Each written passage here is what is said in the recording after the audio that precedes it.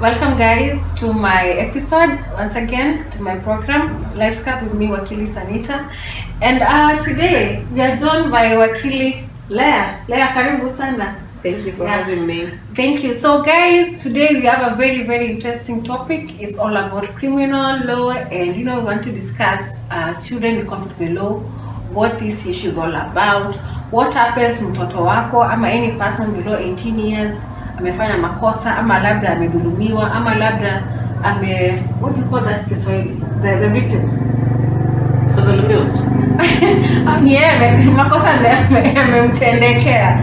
So this is what we want to discuss today, what the law says, how the law takes care of such people, and what you can do maybe as a guardian, as a parent, to help this person, both as an offender and as a victim. Wakili, karibu sana. Sasa please nataka tu tueleze watu. When you talk about children in conflict with the law, what do we mean?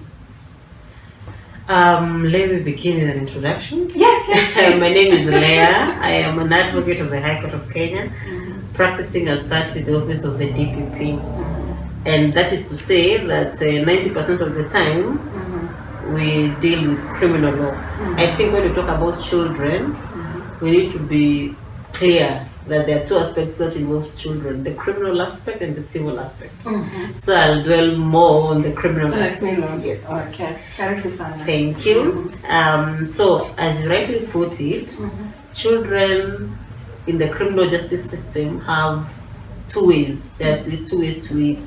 There is children victims, who are the children when you're medhulumiwa, as you correctly put it, and there is children in conflict with the law. The offenders. The offenders, and that's what we'll start with. Okay. So first, we look at the rights of a child in conflict with the law. So as we said earlier, a child in conflict with the law is a child who has been arrested and alleged to have committed an offense.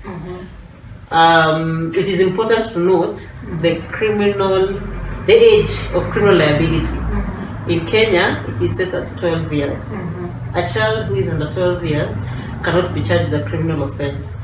The DPP in the criminal justice system has alternative ways of dealing with the child. So let's just repeat that. So we are saying that at the end of the day, it depends with the age of the child. Yes. So first of all, let's begin. Who is a child? Who is a child?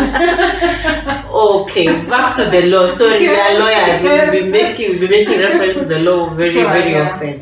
So the Children's Act sets the age of a child at 18 years. 18 years. So anyone who is less than 18 is a child within the meaning of the law. So anybody who's maybe done a crime and they're 17 is treated as a child. They are children. So it's not enough for me to say, you are on a mandevu, you are on a hips. That's what you guys look at. Yes, when a child is brought to court and there is a dispute as to what their age is, the court usually sends that child for an age assessment.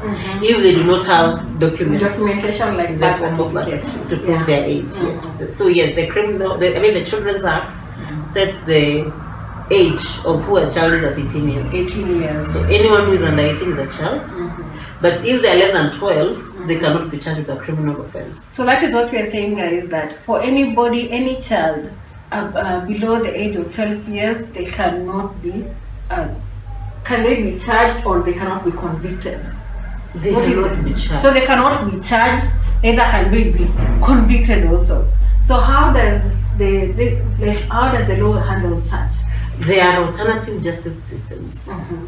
One of which is something called diversion. Diversion.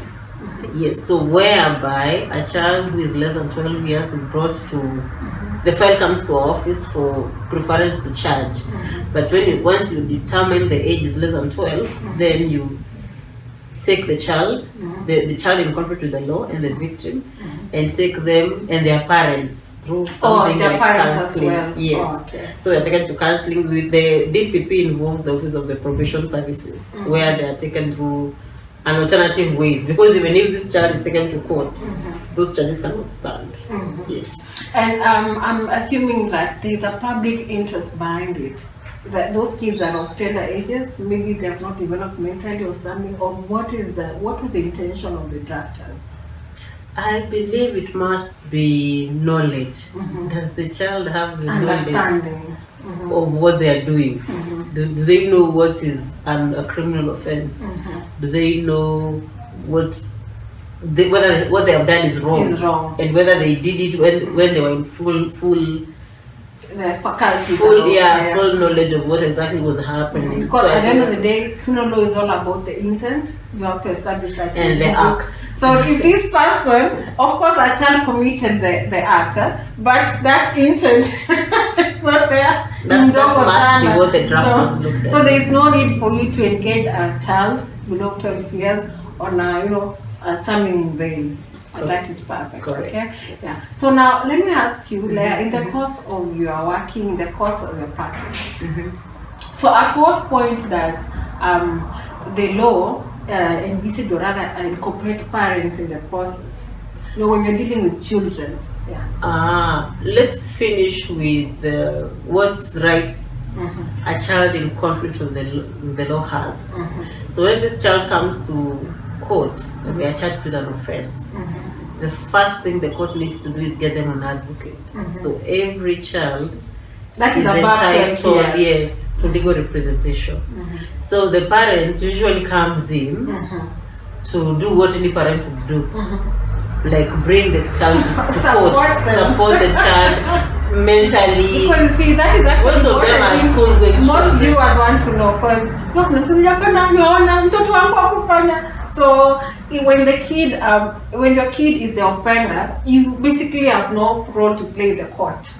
Unfortunately, yes. You know, they say that ignorance of the law is not a defense. And I believe that explains why the child is entitled to legal representation. Yes. So the advocate will come in to prove that. So the best thing that a parent can do is just get them support, get them an advocate, for instance, if they can. If they cannot afford, the government, the judiciary will always provide them. Okay. And maybe just ensure that indeed that kid attends court, things like that, if that's the result. Yes. Bail, protection in the event that this child offender does not have parents. Food. Some children are brought to court and they are charged with having done a certain offense and they have not eaten for days.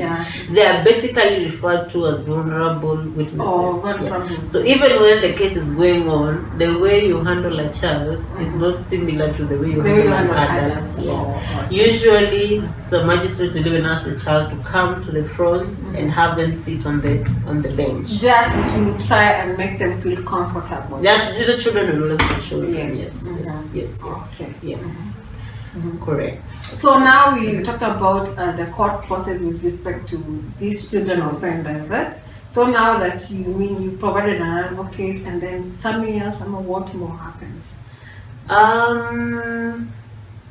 The court process involving children is similar to that. The criminal procedure is a criminal procedure. Yes, but we need to add that once convicted, a child in conflict with the law cannot be sentenced to a period of more than 3 years. So we are saying the longest they can serve is 3 years. In what they call Boston institution. So we are saying that kids do not go to ordinary prisons. They do not. They go to what is called Boston institutions, and a good example is Wamumu on the Thika Nairobi Highway, the Embu Nairobi Highway, and Shimolatewa. There is one in Kikamega called Sirisia. There are several in the country, and the longest they can serve is 3 years imprisonment at that Boston institution, where they are hoped to reform and repatriate back to society. Yes. Okay. Yes. So you say that children in conflict with the law, the process is the same as any other offender. Yes. Same for those 3 years. There's 3 or 4 exceptions. Yes. Okay. Yes. Okay. So now let's talk about the rights of the victim. No, the offender actually. You see, normally if you look at article in the Constitution, and somebody who's being charged has certain rights. So do these things apply to a child offender as well? Yes, definitely. Rights of an arrested person cut across the board. Just the same. Yes, production to court within 24 hours, fair trial, bail and bond. advocate, legal representation. So it's just the same and across. determination of a case within. In fact, for children, there's a limit within which that is set. So that there is expeditious disposal of the case, so the case doesn't have to stay in court for too long. So the child can just have their case determined and move on with their lives. So you're telling me at the end of the day, the best interest of the kid is considered. Yes, that's actually that's the bottom line for anything involving children. Yeah. Best interest of the child. Okay. So now let's cross over now to the other side. Victims of these offenses. How does the law take care of these children? Mtu amedhulumiwa. I mean something, an offense has been actuated upon this person. So how does the law take care of them? Victims. I must admit that the victims of the child victims of criminal activities have come along in this country. There used to be times when a case would delay in court for a very long time, and a child victim would end up becoming an adult before their case was heard and determined. But I'm happy to report that has changed. Children victims nowadays are treated with the dignity they deserve, and cases involving children are being handled really fast. And the first thing a child victim gets, particularly from us as prosecutors, is protection. Yes, right from when the perpetrator is arrested, the names of the child are not written on the charge sheet. So the names that of will the child mean are exposing not the child. Yes, they use initials. Like the name of the perpetrator on this day is alleged to have defiled or assaulted or sodomized XYZ. We don't use their names. That way their dignity is protected by way of decoding their names, if I can call it that. The second right of a victim is, did I say protection? Yes. Protection while in court, in the sense that if it's a child testifying against the assailant, the court usually clears the room. So the proceedings are heard in camera. Given the kind of details, children tend to cry, children tend to break down, children are usually traumatized. The memory of the whole incident always. Yes. So usually the court is cleared, and it's usually the magistrate, the prosecutor, the victim, and the accused person. And the parent? The parent is the guardian can hang around, or an intermediary, what they call intermediaries in law. To mean either a teacher, a friend, an auntie, anyone who that child is close to and who they communicate with very well. Third example of protection to a child victim is where some children are too young to talk. Some children are of such a tender age that they can't explain anything. So in such a case, the law has put it as a clause which allows the prosecutor to call in an intermediary. An intermediary, as I said earlier, is a teacher, a friend, an auntie, a mother, a father, or any close relative to the child who will communicate to the court what exactly happened to the child as it was narrated to them by the So if I may child. ask you, for instance, because of course I'm sure you've heard of such cases where you find small children, maybe 4 years, 5 years, and in our society, when we talk about private parts, we do not call them by their names. We would say things like susu, can do things like that. So such a kid would maybe show intimate that there is pain in the susu. And as a mom, maybe when you're on checking, you realize, indeed looks like something happened here. Maybe probing further the kid, the only thing that this kid says is, uncle, susu, do. So you're telling me that in such an instance, the mother can actually appear before the court and relate, or just try to dictate what that baby said, given that you are best placed to explain, put it in words what that baby meant. Correct. That is the situation. That is what happens. But I must add that the law does not require it to be that way. The law requires that things are stated as they are and in compliance with the law. But of course, depending on the age of the child and a lot of other circumstances, each case is determined on its own merit. And as a prosecutor, it's supposed to try as much as possible to bring out all the information.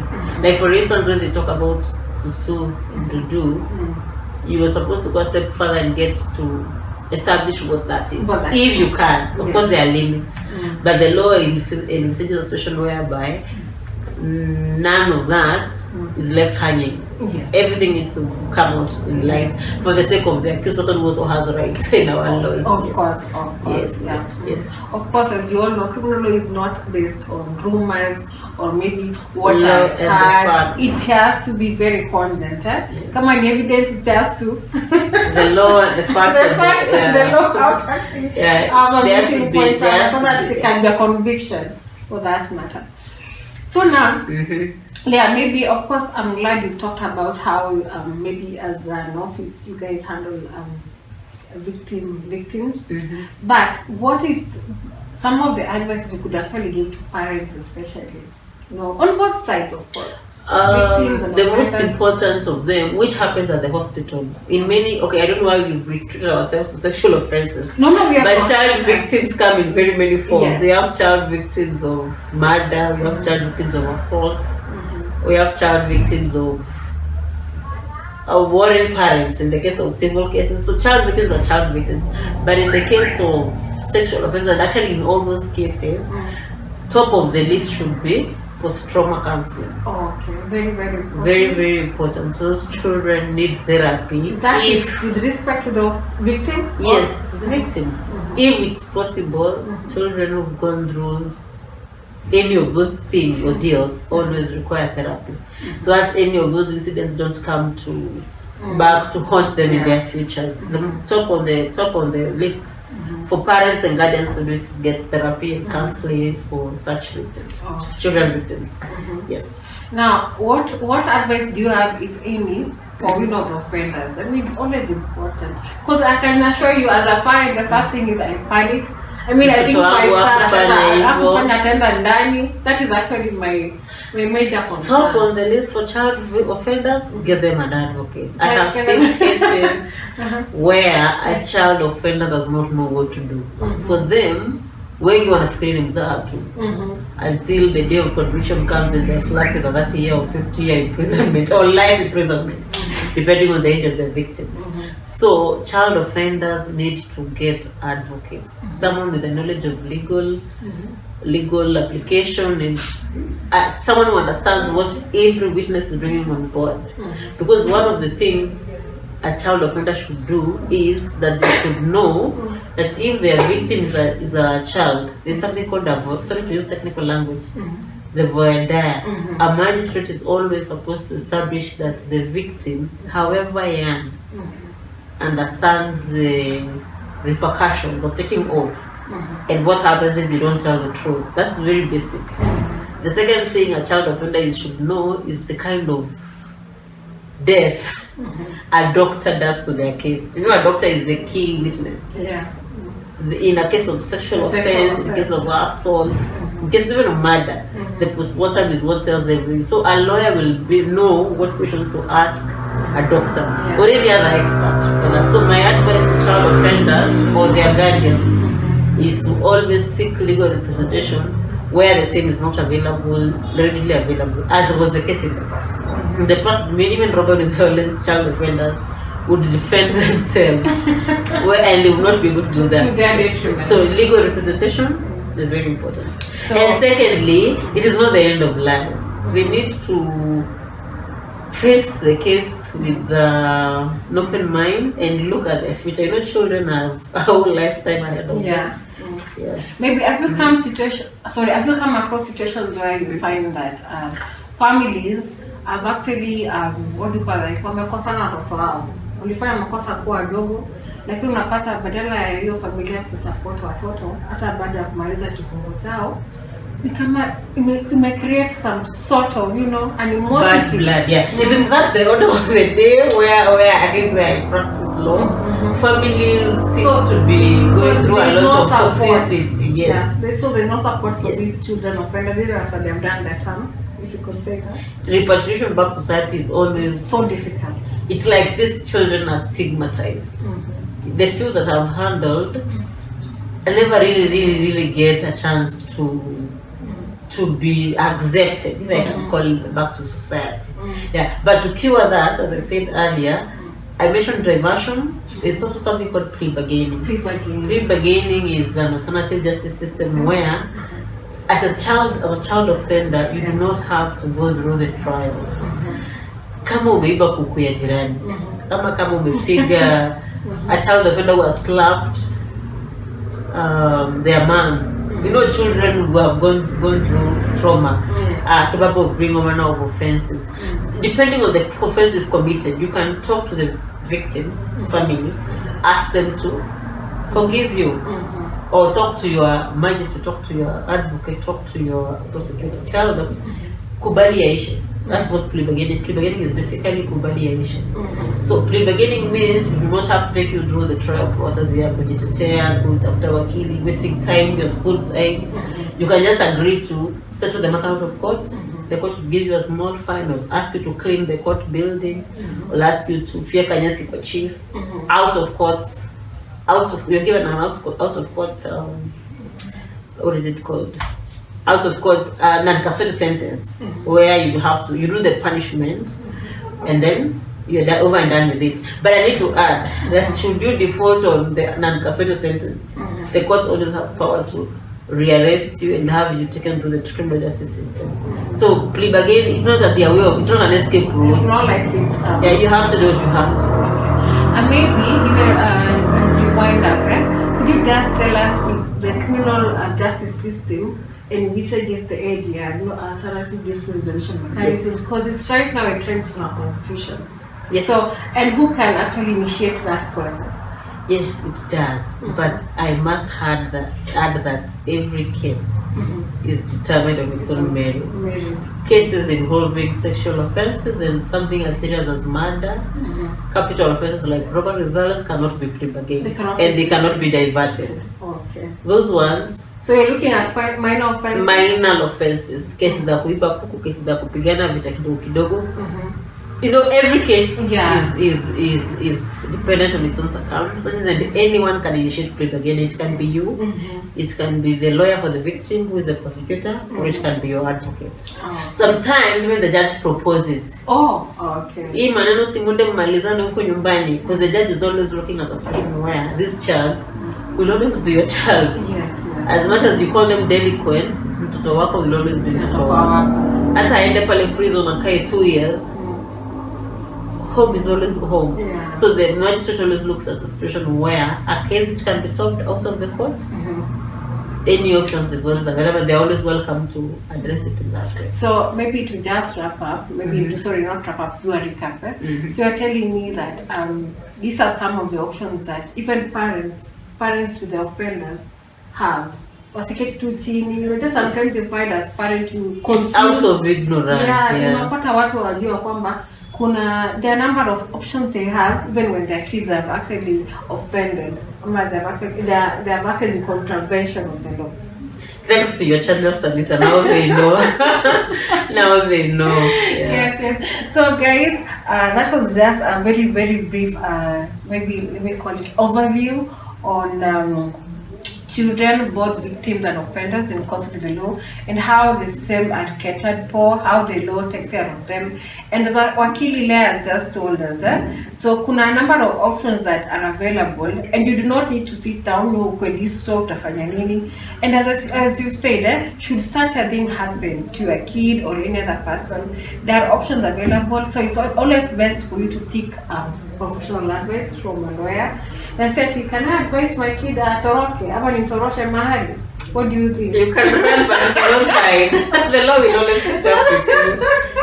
But there's always that option. There's a feature mahali hapo kwa uncle yake. Not in this era. These days you can even be scanned with cameras on the street. So let me ask you, do the police keep records? Criminal records? Oh my God. Yes, so we've had cases of people disappearing for 10 years and now finally being arrested. Yeah. Mobile phones, technology, social media has made things very easy. Yeah, face your front. Even the records with respect to children, sorry. Do they keep those records? Maintain those records? Do. Moving forward, I believe the criminal records of the police will take care of. So offender is an offender. Offenders. And unfortunately, child offenders always end up being rearrested as adults. I don't know what. It looks like there's always that, what do you call it, in psychology, I've forgotten the word. It looks like that thing always, follows them somehow. And then the worst thing is when they receive no support from their family. The postal institutions. Maybe things will look up, but for now, I would advise any child offender to just face the law and have. So you're talking to their guardians. Remember, they are fines. Yeah, you can run, but you can't hide. Somehow the law will always catch up with you, and it's always good to, what do they say? What's the Swahili proverb? Gozi ivute ingali mbichi. Yeah, it's always easy to mold them when they are young. When they are bigger, they just become addicts and end up killing you, or you end up dying of stress at the guardian. So you're better off molding the pot when it's still fresh. So guys, I mean, that was just a brief overview. I really welcome your comments, your feedback, your queries on the same. And yes, please let's have your questions, and maybe we can always look at them in our other episodes. So thank you so much, and Wakili, asante so much. Thank you, Sanita. Thank you.